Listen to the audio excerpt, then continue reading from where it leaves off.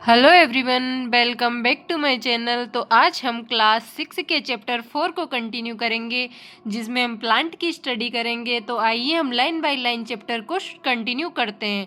बाहर निकलकर अपने चारों ओर के पौधों का प्रेक्षण कीजिए। आपको करना क्या है, अपने घर से बाहर जाना है। यदि आप गांव में रहते हैं तो आप अपने घर से बाहर निकलोगे तो आपको कई सारे प्लांट लगे मिलेंगे। आपको उनका प्रेक्षण करना है। खासकर आपके पास अगर कोई पार्क हो, वन मतलब ऐसे जैसे थोड़े बहुत वहाँ पर हरियाली सी हो, प्लांट हो, वहाँ उनका हम प्रेक्षण करेंगे। तो बाहर निकलकर देखिए अपने चारों ओर, तो उन पौधों का हम परीक्षण करेंगे। क्या आप देखते हैं कि कुछ छोटे पौधे होते हैं, कुछ बड़े विशालकाय होते हैं, जबकि कुछ धरती पर हरे धब्बों की तरह दिखाई देते हैं। तो आप जब अपने घर से बाहर निकलकर अपने चारों ओर का प्रेक्षण करते हैं तो आप देखते क्या है कि कुछ पौधे तो बहुत बड़े होते हैं, कुछ छोटे होते हैं, और कुछ क्या होते हैं जो धरती पर हरे धब्बों की तरह से फैले हुए दिखाई देते हैं। ठीक है, अब आगे देखेंगे।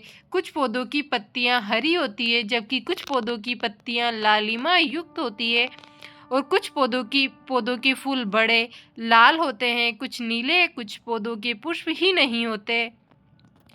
आपने अपने घर के आसपास, विद्यालय के रास्ते में, बाग बगीचे एवं विद्यालय प्रांगण में अनेक हरे पौधे देखे होंगे। तो ठीक है, आगे देखिए। आइए हम अब पौधों के विभिन्न भागों के विषयों में विभिन्न पौधों के प्लांट के विभिन्न पार्ट होते हैं उनके बारे में हम जानेंगे। तो जाने इससे हमें विभिन्न प्रकार के पौधे जैसे यहाँ पर देखिए जो प्लांट के पार्ट होते हैं उनके बारे में जानेंगे। विभिन्न प्रकार के जो पौधे होते हैं उनके बारे में, उनके बीच में हमें अंतर समझने में सहायता मिलेगी। क्या आप चित्र 4.1 में पौधे के तने, शाखा, जड़, पत्ती इत्यादि को नामांकित कर सकते हैं? इनके भागों में रंग भरिए। यहाँ देखिए एक बार, जो यहाँ पर आपको डायग्राम 4.1 में पौधों के भाग दिए गए हैं। ठीक है, आपने देखा होगा प्लांट के जो एक पौधा होता है उसके दो भाग होते हैं। एक होता है शूट सिस्टम, एक होता है रूट सिस्टम। शूट सिस्टम होता है प्रवाह तंत्र और रूट सिस्टम होता है मूल तंत्र। जो रूट सिस्टम होता है उसमें एक तो प्राथमिक मूल होती है और दूसरी द्वितीयक मूल होती है। ठीक है, उसके अलावा जो प्रवाह तंत्र होता है उसके अंदर तना, फल, पुष्प और कलिका, इंटरनोड और नोड। ये ध्यान रखना, ये खासकर पूछा जाता है कि नोड और इंटरनोड क्या होते हैं। तो ये यहाँ पर जहाँ से पौधे की तने से पत्ती निकलती है ना, तो जो डंठल होता है जिससे पत्ती तने से जुड़ी होती है उस जगह को क्या कहते हैं? नोड कहते हैं। सॉरी, उस जगह को नोड कहते हैं। हाँ, नोड कहते हैं। और जब उस डंठल से लेकर दूसरी डंठल के भी जो जगह होती है ना, जो शाखा होती है, उसको क्या कहते हैं? इंटरनोड कहते हैं। आइए आगे देखते हैं। यहाँ देखिए प्रकृति भ्रमण। ऐसे ऐसे देखिए, कहीं जाइए और पौधों को देखिए और उनका प्रेक्षण कीजिए। आइए प्रकृति की सैर करें और पौधों से मित्रता करें, उनके विषय में अधिक से अधिक जानकारी प्राप्त करें। आपने देखा होगा, कभी सुना भी होगा बड़े लोगों को कहते हुए कि वृक्ष होते हैं, बहुत बड़े होते हैं, झाड़ियाँ होती है, शाख होती है, लताएं देखी होगी आपने, कद्दू की बेल, लौकी की बेल, झाड़ी जो जिस पे बेर लगते हैं, वृक्ष, बरगद वगैरह। ठीक है, आदि जैसे आम का पेड़, सारे बहुत सारे होते हैं। क्रियाकलाप 1 देखिए। उन पौधों के तने एवं शाखाओं को ध्यानपूर्वक देखिए जो आपसे कम लंबे हैं। तो आपको करना क्या है? उन पौधों को ध्यान से देखना है जो आपसे कम लंबे हैं, जिनकी लंबाई लगभग आपके बराबर है तथा जो आपसे बहुत अधिक लंबे हैं। तने को स्पर्श कीजिए तथा ये जानने के लिए कि तना कोमल है या कठोर, इसके धीरे से एक और मोड़ने का प्रयास कीजिए और ध्यान रखें कि वे टूटे नहीं। लंबे पौधे की तने की मोटाई को मापने का प्रयास कीजिए। क्रियाकलाप 1 में आपको करना क्या है? आपको उन पौधों को देखना है जो या तो आपके बराबर हैं, आपसे छोटे हैं, आपसे बड़े हैं। उनके पौधों के जो तने हैं उनको स्पर्श करना है कि उनका तना कोमल है या फिर मोटा है। ठीक है, उसके बाद हम आगे देखते हैं। उसके बाद यहाँ पर एक सारणी दी गई है पौधों के संवर्ग के बारे में। पौधों का नाम जैसे टमाटर, आम, नींबू, नीम, बरगद, पीपल। ठीक है, उसके अलावा इनकी ऊंचाई, टमाटर छोटा होता है, आम बहुत बड़ा होता है, बहुत लंबा, नींबू थोड़ा लंबा होता है और नीम बहुत लंबा होता है, बरगद बहुत, पीपल बहुत लंबा होता है। तना देखिए हरा होता है, कोमल, मोटा, कठोर। तो जो टमाटर होता है उसका तना हरा होता है और कोमल भी होता है, लेकिन मोटा कठोर नहीं होता। आम का तना मोटा होता है और कठोर होता है। वहीं नींबू की बात करें तो नींबू का तना भी थोड़ा मोटा होता है और कठोर होता है, हार्डनेस होती है। नीम तो मोटा होता ही है और कठोर भी होता है। बरगद, पीपल आप जानते हो मोटे भी होते हैं और कठोर भी होता है इनका तना। तने के आधार से जो टमाटर होता है, नींबू आप देखिए शाखाएं कहाँ से निकलती है। जो टमाटर होता है उसमें शाखाएं कहाँ से निकलती है, तो उसमें शाखाएं कहाँ से निकलती है आपको देखना है। उसके बाद में संवर्ग को आपको भरना है। तो आप इस चैप्टर को जैसे जैसे पढ़ेंगे इन सबको भर पाएंगे। तो आइए आगे कंटिन्यू करते हैं। हमें ये भी जानना चाहिए कि शाखाएं भूमि के पास तने के आधार से अथवा कुछ ऊंचाई के बाद निकलती है। अब हम प्रेक्षित सभी पौधों को सारणी 4.1 जो कि मैं आपको पहले ही बता चुकी हूँ उसमें वर्गीकृत करेंगे। कुछ उदाहरण दिखाए गए हैं। आप और अधिक पौधों के लिए 1, 2, 3 कॉलमों को भर सकते हैं। इस अनुच्छेद के बाद के अंश को पढ़कर कॉलम 4 में भरें। आइए देखिए आगे क्या सुझाव दिए गए हैं। तो सुझाव 1 दिया गया है, पौधों को कम से कम क्षति पहुँचे इसलिए आप 4 से 5 विद्यार्थियों के समूह में कार्य कर सकते हैं। कोमल तने वाले पौधों के अध्ययन के लिए खरपतवार का प्रयोग करें। क्या आप जानते हैं कि खरपतवार क्या होता है? तो मैं आपको बता दूं, जो अवांछनीय पौधे होते हैं, जैसे अभी हमने किसी खेत में कोई फसल उगाई तो उसमें कोई ऐसे पौधे भी उग जाते हैं जिनको हमें हटाना पड़ता है, उन्हें क्या बोलते हैं? खरपतवार। खेतों, बगीचों और गमलों में कुछ अनचाहे पौधे स्वतः ही उग जाते हैं। क्या आपने किसानों को इन खरपतवारों को खेतों से उखाड़ते देखा है? तो जैसा कि मैंने आपको बताया वही खरपतवार होता है। आगे देखिए। इन लक्षणों के आधार पर हम अधिक पौधों को 3 संवर्गों में वर्गीकृत करते हैं। ये है 3 संवर्ग, 3 क्लासों में क्लासिफाई करते हैं पौधों को। एक तो होता है वृक्ष, झाड़ी, शाख। ठीक है, चित्र 4.3 में दर्शाया गया है हरे एवं कोमल तने वाले पौधे शाख कहलाते हैं। जो हरे और कोमल तने वाले पौधे होते हैं वो शाख कहलाते हैं, सामान्यतः छोटे होते हैं और अक्सर इनमें कई शाखाएं नहीं होती यहाँ नीचे देखिए शाख, झाड़ी एवं वृक्ष दिए गए हैं। जैसे शाख है, झाड़ी है, वृक्ष है। ए नंबर पर शाख है, जो छोटे होते हैं, हरे होते हैं और उनके तना क्या होता है? जो हरे होते हैं और कोमल तना होता है। ठीक है, और इनमें कई शाखाएं नहीं होती। बी पर क्या है? झाड़ी। जैसे बेर की झाड़ी देखिए वही। वृक्ष तो आपने देखे ही होंगे। तो आइए हम नेक्स्ट पेज ले लेते हैं। कुछ पौधों में शाखाएं तने के आधार के, जो कुछ प्लांट्स होते हैं उनमें जो कुछ पौधे होते हैं उनमें जो शाखाएं होती है वो तने के आधार के समीप से निकलती है। जो तना होता है ना उसके आधार मतलब उसके नीचे आधार जो बेस होता है उस वहीं से निकलती है। तना कठोर होता है तथा कुछ का अधिक मोटा होता है, उन्हें झाड़ी कहते हैं। बेर की झाड़ी देखी है कभी आपने?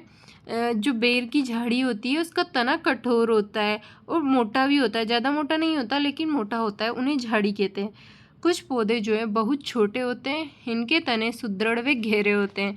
कुछ पौधे बहुत ऊंचे होते हैं, इनके तने सुदृढ़ एवं घेरे होते हैं। इनमें शाखाएं भूमि से अधिक ऊंचाई पर तने के ऊपरी भाग से निकलती, इन्हें हम वृक्ष कहते हैं। तो एक बार मैं रिवाइज करूंगी, तीनों में आप अंतर समझ पाए कि हमें प्लांट्स को 3 संवर्गों में बांटा है। शाख, वृक्ष, झाड़ी। वृक्ष वह होते हैं जो काफ़ी अधिक ऊंचे होते हैं, जिनके तने सुदृढ़ घेरे होते हैं और शाखाएं भूमि से बहुत अधिक ऊंचाई पर निकलती है। दूसरा शाख क्या होता है? तो जिनके तने हरे एवं कोमल होते हैं और जिनसे शाखाएं बहुत ज़्यादा नहीं निकलती है वो शाख होती है। झाड़ी आप जानते हैं, मैंने बताया छोटे होते हैं, उनकी इतनी जो शाखाएं हैं, जो पौधे होते हैं इतने ऊंचे नहीं होते हैं और इनके जो तने होते हैं अधिक मोटे, थोड़े मोटे होते हैं लेकिन ज़्यादा मोटे नहीं होते हैं, इन्हें हम झाड़ी कहते हैं। तना कठोर होता है। ठीक है, उपयुक्त अभिलक्षण के आधार पर क्या आप सूचीबद्ध पौधों को वर्गीकृत करके सारणी 4.1 के कॉलम 4 को भर सकते हैं? जी बिल्कुल, हम भर सकते हैं। जैसे देखिए कॉलम 4, तो वृक्ष ले लेंगे हम नीम का, और कॉलम 1 में ऊंचाई की बात करें तो बहुत लंबा होता है, हरा होता है तो बिल्कुल हरा होता है, कोम हरा होता है, मतलब तने की बात हो रही है, तो इसका जो तना होता है वो मोटा होता है और कठोर होता है। उसी के अलावा शाखाएं कहाँ से निकलती है, तो तने के ऊपर से निकलती है। और पौधों की किस संवर्ग में रखेंगे, तो भाई नीम वृक्ष है। ठीक है, आगे देखिए पहेली क्या जानना चाहती है। तो पहेली जानना चाहती है कि मनी प्लांट की बेल देखी है आपने? पैसों का जो पेड़ होता है, वैसे उसमें पैसे नहीं लगते, पैसों का जो पेड़ होता है जिसे मनी प्लांट बोलते हैं, सेम, लौकी, अंगूर के तने किस प्रकार के हैं? जो मनी प्लांट है, सेम है, लौकी है, अंगूर के तने किस प्रकार के हैं? इनमें से कुछ पौधों को देखिए, ये शाख झाड़ी पेड़ से किस प्रकार भिन्न हैं? आपके विचार में इनमें से कुछ को ऊपर चढ़ने के लिए सहारे की आवश्यकता क्यों पड़ती है? कमजोर तने वाले पौधे सीधे खड़े नहीं हो सकते और ये भूमि पर फैल जाते हैं, इन्हें विसर्पी लता कहते हैं। ठीक है, जबकि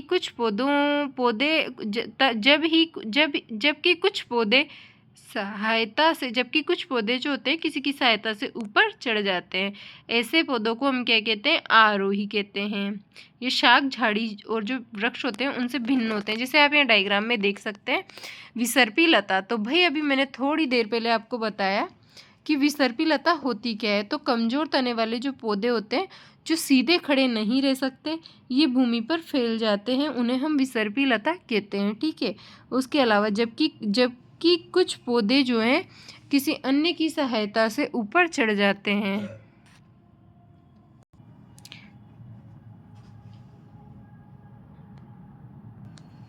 अन्य की सहायता से ऊपर चढ़े जाते हैं। यहाँ पर आप विसर्पी लता देख सकते हैं और यहाँ पर आप आरोही लता देख सकते हैं। ठीक है, ये वृक्ष झाड़ी और शाख से काफ़ी भिन्न होते हैं। संभवतः आपने अपने विद्यालय अथवा घर पर कुछ पौधों की देखभाल करते होंगे।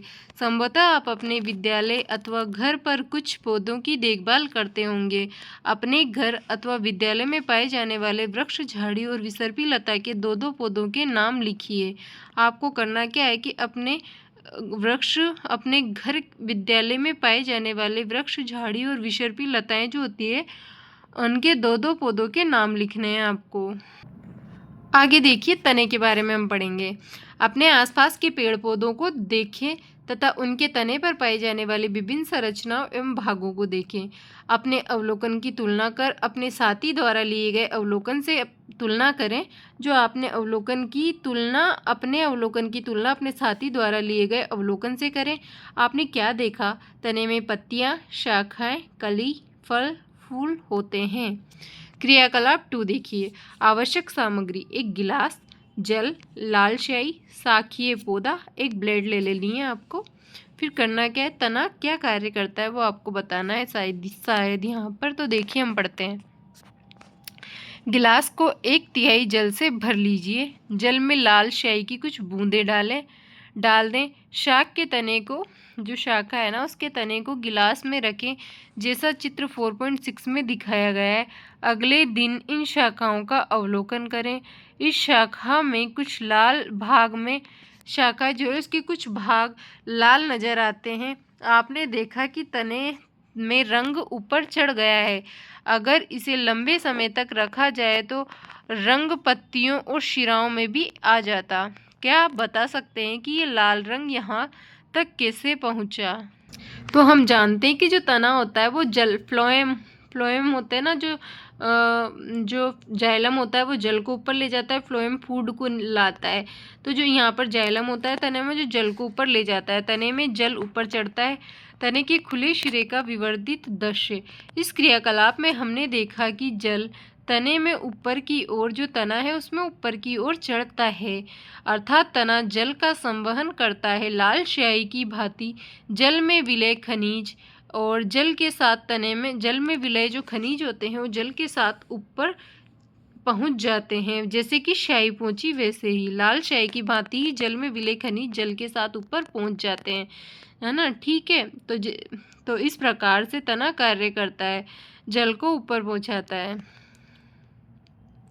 तने के द्वारा जल ऊपर चढ़ता है। आगे बड़ी बड़ी कक्षाओं में हम जाइलम फ्लोएम को देखेंगे, उनके बारे में पढ़ेंगे, तो आपको समझ आएगा कि ये जल ऊपर कैसे चढ़ता है। ठीक है, तो आज के लिए इतना ही। कल हम लीफ के बारे में पढ़ेंगे, पत्ती के बारे में पढ़ेंगे। आज हमने स्टेम के बारे में बात की, तने के बारे में बात की। तो आज के लिए इतना ही। आप चैप्टर को रीड कीजिए घर जाकर।